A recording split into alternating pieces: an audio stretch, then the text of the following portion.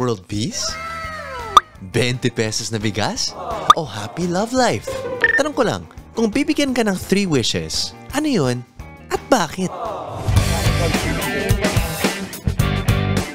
Una, yung bumalik yung buhay ng daddy ko. Oh. Kamamatay lang kasi. Oh, sorry po. Condolences po. Tsaka yung anak ko rin na panganay. Okay, okay. At saka, good health. Yun, good health. Good health. Good health. Okay, so yun po yung tatlo na yan.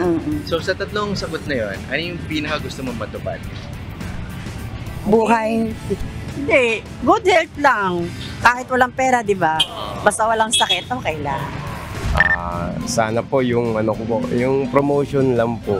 Promotion. Opo, pangalawa po yung trabaho, saka yung bigyan ng trabaho po yung mga tao, yung mga taga Mandaleño. Oh. Pangatlo po yung sapat na pagkain po. Sapat na pagkain. Po.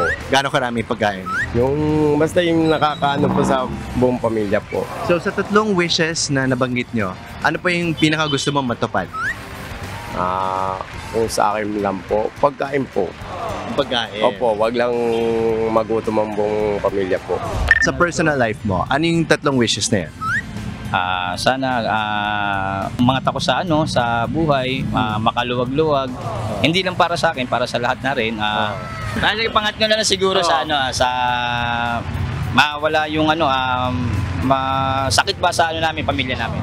Ang gusto ko lang wishes tatlo maging matahimik ang mundo at saka ang mga tao kailangan maging manalangin na lang sa Panginoon Diyos kasi di ba yung kaguluhan natin, marami na nangyayari, tsaka yung isa pa kapayapaan sa buong mundo. Sa tatlong wishes na po yun, Opo. ano yung pinaka gusto mong matupad? Ang gusto kong matupad yung kailangan yung buong mundo na lang natin, magkaisa na lang lahat, at saka katahimikan, yun na lang po.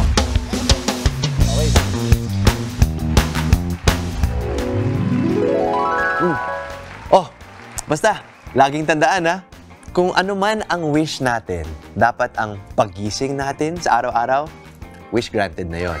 Hanggang sa susunod na tanungan, ako po si Justin Quirino para sa Tanong Ko Lang. Mga kapatid, Justin Quirino po. Masayang kwentuhan at makapulahang informasyon ang hatid namin tuwing umaga. Kaya mag-subscribe na at mag-follow sa social media pages ng News 5.